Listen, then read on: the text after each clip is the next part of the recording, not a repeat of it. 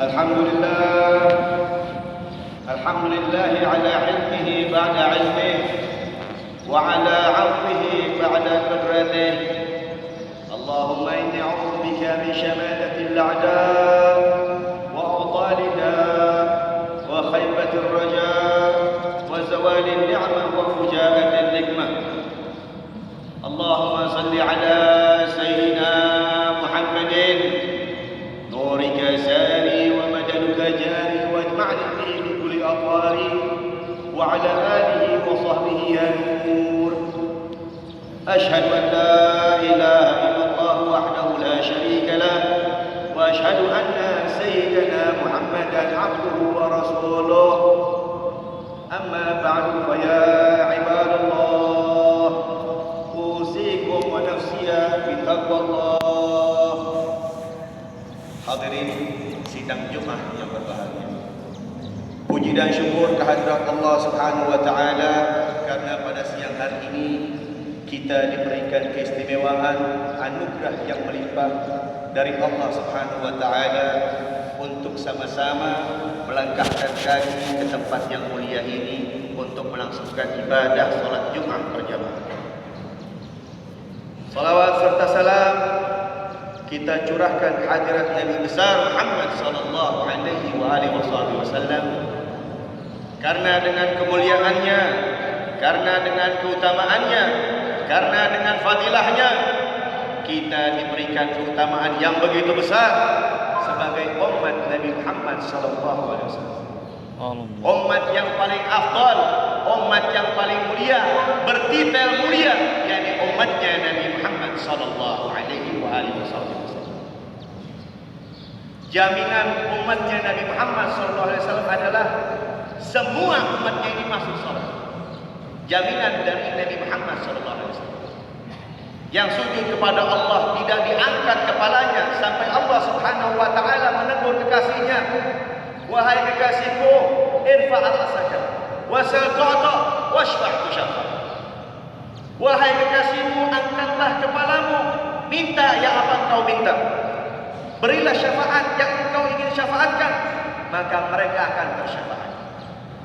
Alhamdulillah dengan kemuliaan Nabi Muhammad yang begitu mulia di mata Allah Subhanahu wa taala. Dan ini semua adalah karena anugerahnya Allah Subhanahu wa taala buat kita semua. Hadirin sidang Jumat yang berbahagia. Pernah sekali waktu Syekh Ibrahim bin Adham sedang berjalan di satu kota di pasar kota Baghdad. Karena beliau ini seorang ulama terkemuka pada saat itu dan menjadi rujukan buat segala permasalahan agama dan selalu diminta fatwa-fatwa dan nasihat-nasihatnya, maka berkumpullah orang-orang pada saat itu bertanya sesuatu. Mereka bertanyakan, wahai Abu Ishaq, wahai Syekh Ibrahim bin Adham, kenapa selama ini kami berdoa kepada Allah Subhanahu wa taala tapi tidak dikabulkan? Lama proses pengabulannya. Ini kenapa? Ada sebab apa ya? Lalu Syekh Ibrahim bin Adham menjawab, karena kamu ini hatimu mati dari 10 perkara. Yang pertama adalah araftumullah falam tu'addu haqqah. Kamu ini mengenal Allah Subhanahu wa taala tapi tidak menunaikan hak-haknya. Kita selaku hamba di hadapan Allah Subhanahu wa taala, haknya Allah itu bukan hanya ibadah saja, bukan hanya ingin disembah saja, tapi Allah Subhanahu wa taala ingin dikenal oleh hambanya. Di dalam hadis qudsi disebutkan, kuntu kanzan makhfiyatan fa ahbabtu an u'rifak. Aku ini adalah harta karun yang terbentang dan aku ini cinta, aku ini suka untuk dikenal oleh hamba-hamba. Kenyataannya pengamalan kita mengaku kenal sama Allah Subhanahu wa taala. Kita mengaku bahwasanya Tuhan kita adalah Allah Subhanahu wa taala. Tapi ketika azan berkumandang, hayya 'alal falah, hayya 'alal falah, ayo menuju kegembiraan, ayo menuju kebahagiaan, tapi kita masih sibuk, masih senang dengan urusan dunia kita. Kita tidak langsung penuhi itu panggilan Allah Subhanahu wa taala. Ini yang menjadi perkara sehingga kita punya doa tidak dijawab oleh Allah Subhanahu wa taala.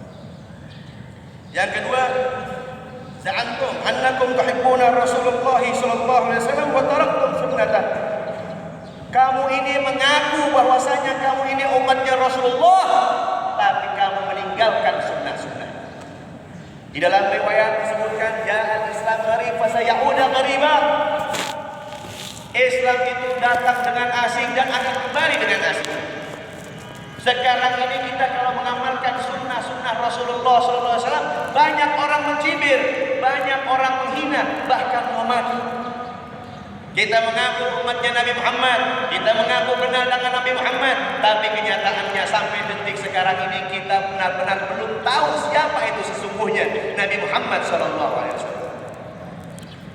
Kita nggak pernah tahu bagaimana bentuk rambutnya, kita nggak pernah tahu bagaimana matanya, kita nggak tahu bagaimana perangainya, kita nggak tahu bagaimana dia punya akhlaknya yang begitu mulia.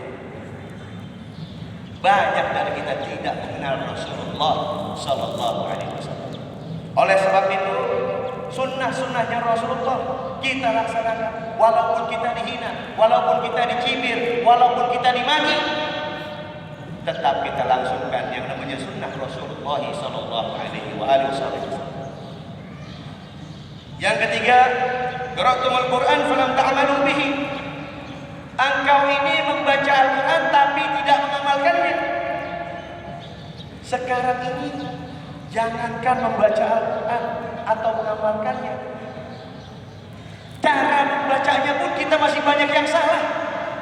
Makharijul huruf yang terlontar dari mulut kita ini banyak yang salah. Yang ja dibilang ja, yang ja dibilang ja, semua dibolak-balik. Sampai menyebut nama Allah pun masih banyak yang salah. Huruf Allah Subhanahu wa taala itu alif, lam, ha. Tidak ada waw di situ. Jadi kalau kita menyebut Allah itu adalah salah. Harusnya menyebut Allah, tidak ada pakai waw di situ. Lalu kenapa kita tambahkan waw? Kita merasa kenal dengan Allah gitu. Bagaimana bacaan Al-Quran kita? Selama ini Al-Quran pun di masjid-masjid raya cuma jadi pajangan dan berdebu. Tidak ada satu orang yang menyempatkan waktunya untuk datang ke masjid dan membuka itu kitab Al-Quran. Sesungguhnya di dalam kubur nanti kita ditanya itu sama dua malaikat, bagaimana kelakuan kita terhadap Al-Quran kalau selama ini kita tidak pernah membacanya dan mengamalkannya. Siapa yang menemani kita di dalam kubur nanti? Ketika kita ditanya sama dua malaikat itu, ditanya wama imam, siapa imam? Apa pedomanmu wahai muslim? Apa pedomanmu wahai mukmin? Sehingga kita sampai sekarang ini baca Al-Quran pun masih tersendat-sendat, masih banyak yang salah, masih banyak makharijul hurufnya yang keliru. Ini merupakan teguran sekali buat kita. Yang keempat, akaltum ni'amallah walam tu'addu syukraha. Kamu ini memakan nikmat-nikmatnya Allah tapi tidak engkau tunaikan rasa syukurnya. La in syakartum la azidannakum wa la in kafartum inna 'adzabi lasyadid. Sesungguhnya jika engkau bersyukur maka akan aku tambahkan, Allah Subhanahu wa taala berfirman. Tapi kalau kamu kufur nikmat, kamu tidak mensyukurinya, maka sesungguhnya azabku adalah sangatlah pedih. Berapa banyak buah-buahan yang kita makan, berapa banyak makanan yang kita makan, berapa banyak itu semua yang Allah Subhanahu wa taala kasih, kita tidak mensyukuri, sehingga makanan tersebut melaknat kita, jadi penyakit di tubuh kita, jadi racun di tubuh kita. Tapi kalau kita bersyukur kepada Allah Subhanahu wa taala, semua makanan itu mendoakan kita. Mereka bersyukur dimakan oleh kita. Kenapa? Hasil daripada makanan itu menjadi tenaga, dan tenaga tersebut kita buat untuk ibadah kepada Allah Subhanahu wa taala. Itulah cara kita bersyukur kepada Allah Subhanahu wa taala. Yang kelima, qultum inna syaitana aduwwun lakum wa waqtumuhu falam tukhalifuhu. Yang kelima, kamu ini mengatakan bahwasanya syaitan itu adalah musuhmu, tapi kamu menjadi temannya. Justru tidak berpaling daripada syaitan itu. Kita menganggap Allah Subhanahu wa taala tidak melihat, kafir kita melakukan maksiat kepada Allah Subhanahu wa taala dan Allah Subhanahu wa taala Maha melihat kita dan kita terus lanjut melakukan maksiat tersebut, naudzubillah, iman kita tercabut pada saat itu. Kita bilang syaitan adalah musuh kita, tapi kita temani. Godaan-godaannya kita turuti, ajakan-ajakannya selalu kita utamakan. Giliran untuk mendatangi hadir majlis ta'lim, majlis ilmu, ke masjid untuk sholat berjamaah, dia sungkan untuk melakukan. Ini yang namanya menemani syaitan. Yang keenam, qultum annal jannata haq wa lam ta'malu laha. Engkau ini mengatakan, mengetahui bahwasanya yang namanya surga itu adalah hak, benar keadaannya, tapi kita tidak beramal untuk masuk ke dalam surga. Kesemua daripada kita ini cuma ada dua pilihan: keridhaan Allah untuk masuk surganya Allah, atau kemurkaannya Allah masuk neraka.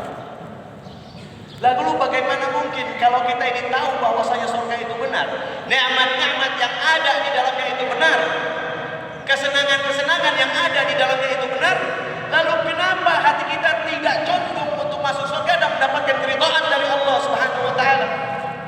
Ini kita sungguh tertipu, wahai jamaah. Yang keenam, qultum anna an-nar haq wa lan tahrabu minha. Engkau mengatakan bahwasanya neraka dan segala siksanya itu adalah benar, tapi kamu tidak lari daripada neraka tersebut. Malah setiap hari kita melakukan pengamalan atau pekerjaan-pekerjaan orang-orang ahli neraka. Alhamdulillah. Bangun tidur ini kita tidak laksanakan sunnahnya Rasulullah SAW. Kita baca doa. Alhamdulillahilladzi ahyana ba'da ma amatana wa ilaihi nusyur. Kenapa kita tidak? Bangun tidur kita sibuk dengan kita guna gadget kita. Bangun tidur kita sibuk dengan handphone kita. Bangun tidur kita sibuk dengan medsos kita. Lalu apa yang didapat ketika kita bangun tidur dan ketika kita akan menutup mata untuk tidur lagi? Apa yang didapatkan dari keridhaan Allah Subhanahu wa taala? Yang ketujuh, qultum anan nar haqqun wa lam tahramu minha. Yang kedelapan, qultum anal mauta haqqun wa lam tasta'iddu lahu. Kamu ini mengetahui bahwasanya yang namanya mati, yang namanya kematian itu adalah benar, akan datang pada setiap kita ini. Siapa di dalam sidang Jumat pada siang hari ini yang bisa menjamin bahwasanya dirinya itu tidak akan mati? Siapa mati? Sebelum orang itu dikubur, kalau ada liang kubur di depan mata kita, cobalah dulu masuk ke dalam, lihat bagaimana sempitnya itu lubang. Lalu apa yang terjadi setelahnya? Ditanya kita sama dua malaikat, kenapa kita nggak ambil pelajaran dari situ? Kenapa kita merasa diri kita ini abadi, merasa diri kita ini tidak akan mati? Semua daripada kita ini akan merasakan mati. Tidak perlu dia itu sudah tua, tidak perlu dia itu sudah ada penyakit, tidak perlu dia itu ada pandemi. Tetap kalau memang dia waktunya mati, ajalnya sudah mati, maka dia akan merasakan mati. Oleh sebab itu, mari kita bersiap-siap untuk menjemput kematian ini dengan berbagai macam amal yang saleh. Jangan biarkan syaitan ini menipu kita, hawa nafsu kita menipu kita, sehingga kita lupa dengan kematian yang akan kita alami. Yang kesembilan, intabahtum minan naumi fastaghaltum bi'uyubin nas wa nasitum 'uyubakum. Engkau ini bangun dari tidur lalu sibuk mikirin aib orang lain dan lupa dengan aib diri sendiri. Kita bangun tidur sibuk untuk protes orang lain. Kita bangun tidur bukan siapkan diri kita ini menghadap Allah Subhanahu wa taala dalam keseharian kita. Kita sibuk menyalahkan orang lain, kita sibuk menyesatkan orang lain, kita sibuk mengata-ngatai orang lain, kita sibuk memaki orang lain, kita sibuk membicarakan aib orang lain, baik itu secara langsung ataupun lewat media sosial. Ini sebabnya doa kita ini tidak dikabulkan oleh Allah Subhanahu wa taala. Kita selaku umat Islam harusnya bangun tidur punya etikat bahwasanya Rasulullah SAW itu diutus untuk menyebarkan kasih sayang di muka bumi. Maka kita seharusnya umat Islam saling rangkul, saling asuh, saling asih, saling mengasihi, saling tebar cinta di antara kita. Tinggalkan itu perbedaan-perbedaan yang membuat kita menjadi permusuhan. Sudah cukup kita ini dihadapi oleh kematian yang tadi saya sebut. Buat apa di dunia ini sibuk dengan permusuhan terus? Ayo kita saling rangkul, ayo kita saling menyebar cinta di kalangan kita. Jadikan kalimat la ilaha illallah Muhammadur Rasulullah itu ada di atas kita, ada pada junjungan kita. Tidak lagi kita ini menyalahkan seorang muslim, menyalahkan muslim yang lain. Seorang muslim mengkafirkan muslim yang lain. Seorang muslim menyesatkan seorang muslim yang lain. Apa hak kita? Benahi diri kita dulu sendiri, baru bisa kita bicara kepada orang lain, kita nasihati orang lain. Jangan kita punya aib masih banyak, kita punya kesalahan masih banyak, dosa-dosa besar masih ada sama kita. Kita sibuk tunjuk orang lain, kita sibuk ngomongin aib orang lain, kita sibuk ngurusin dosa orang lain. Mari sama-sama kita benahi diri kita ini, mulai dari sekarang ini. Kita saling rangkul, kita saling cinta, tebar kasih sayang seperti Rasulullah SAW menyebarkan kasih sayang kepada seluruh alam. Yang ke-10, dafantum mautakum wa lam ta'tabiru bihi. Engkau menguburkan orang matimu, tapi kamu tidak mengambil pelajaran daripada. Mungkin saat ini kita lihat kalau ada orang wafat, kalau ada orang meninggal dunia, kita lihat itu orang dibacakan yasin, ditunggu, dimandikan, lalu dikafankan, lalu disolatkan, setelah itu dikuburkan. Suatu saat kita yang akan dibegitukan, kita yang akan diperlakukan seperti itu, dan itu pasti datangnya, tidak pasti tidak, itu harus datang. Semua orang pasti merasakan mati. Para nabi merasakan mati, Rasul merasakan mati, malaikat Israel pun mencabut nyawa merasakan mati. Lalu apa derajat kita? Apa pangkat kita? Ambil pelajaran dari orang-orang yang telah masuk dalam kubur. Kita nanti suatu saat akan tertimpa seperti itu juga, akan mengalami hal yang sedemikian rupa. Itulah ke-10 hal-hal yang membuat kita ini tidak dikabulkan doa-doa kita ini oleh Allah Subhanahu wa taala. Mudah-mudahan sifat-sifat jelek ini dijauhkan dari kita dan kita diberikan rahmat dari Allah Subhanahu wa taala sehingga kita diberikan istiqamah untuk selalu berjalan di jalan Allah dan Rasul-Nya. A'udzu billahi minasyaitonir rajim. Bismillahirrahmanirrahim. Laqad ja'akum rasulun min anfusikum azizun 'alaihi ma 'anittum harisun 'alaikum bil mu'minina raufur rahim.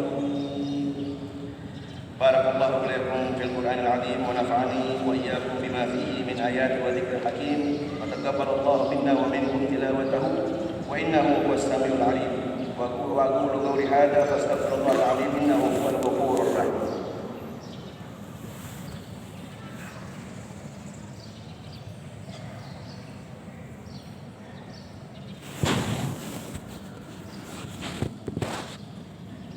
الحمد لله رب العالمين والعاقبة للمتقين ولا عدوان إلا على الظالمين. نحمده ونستعينه ونستغفره ونعوذ بالله من شرور أنفسنا وسيئات أعمالنا. من يهده الله فلا مضل له ومن يضلل فلا هادي له. وأشهد أن لا إله إلا الله وحده لا شريك له وأن سيدنا محمدا عبده ورسوله أرسله بالهدى ودين الحق ليظهره على الدين كله ولو كره المشركون. اللهم صل على سيدنا محمد وعلى آل سيدنا محمد كلما ذكره الذاكرون وغفل عن ذكره الغافلون وسلم تسليما كثيرا. أما بعد فيا عباد الله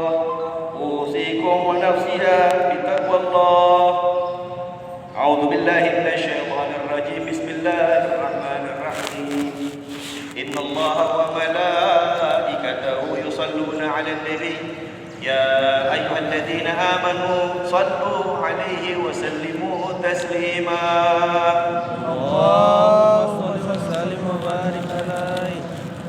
اللهم صل وسلم وبارك وكرم على أشرف المرسلين وإمام المتقين وخاتم النبيين محمد عبدك ورسولك إمام الخير وقائد الخير ورسول الله وعلى آل الطيبين الطاهرين كما صليت على إبراهيم وآل إبراهيم في العالمين إنك حميد مجيد. وارض اللهم عن أصحاب النبي الكرام خصوصا منهم الأعلام ساداتنا والذكر العلي أبي بكر وعمر وعثمان وعلي وعن سيدي نبيك سيد شباب أهل الجنة الحسن والحسين وعن أمهما فاطمة الزهراء وسيدة نساء العالمين وعن أمها خديجة الكبرى المخصوصة بسلام رب العالمين وعن عمي نبيك خير الناس شهداء حمزة وأبي الفضل العباس وعن أزواج النبي أمهات المؤمنين المطهرات من الأناس وعن رفيق الملائكة الأبرار ذي الجناحين جعفر الطيار وعن بقية العشر المبشرين وجميع صحب ومن تبعهم بإحسان إلى يوم الدين. اللهم اغفر للمؤمنين والمؤمنات والمسلمين والمسلمات الأحياء منهم والأموات. اللهم أصلح ذات بينهم وألف بين قلوبهم وثبتهم على ملة رسولك وأوزعهم بأن يوفوا بعهدك الذي عهدتهم عليه وانصرهم على عدوك وعدوهم إله الحق واجعلنا منهم. اللهم ألم شعثنا واجمع أمرنا ووحد على الحق كلمتنا واصلح ولاتنا وأولادنا وأمنا في أوطاننا وولي علينا خيارنا واصرف عنا أشرارنا. اللهم إنا نسألك ونتوجه إليك بنبيك محمد صلى الله عليه وآله وصحبه وسلم أن تجعل بإجابة دعائنا وتشفي مرضانا وتعافي مبتلانا وأن ترفع مجدك عنا ولا تؤاخذ بما فعل السفهاء منا وأن تهيئ لهذه الأمة أمرا رشدا يعز فيه وليك ويذل فيه عدوك ويعمل فيه بطاعتك ورضاك. اللهم أكرمنا ولا تهنا وزدنا ولا تنقصنا واعطنا ولا تحرمنا وأثرنا ولا تغفر علينا وارضنا وارض عنا وعلى طاعتك أعنا. اللهم ربنا آتنا في الدنيا حسنة وفي الآخرة حسنة وقنا عذاب النار. عباد الله إن الله يأمر بالعدل والإحسان وإيتاء ذي القربى وينهى عن الفحشاء والمنكر والبغي يعظكم لعلكم تذكرون. واذكروا الله العلي العظيم يذكركم واشكروه على نعمه يزدكم ولا ذكر الله أكبر.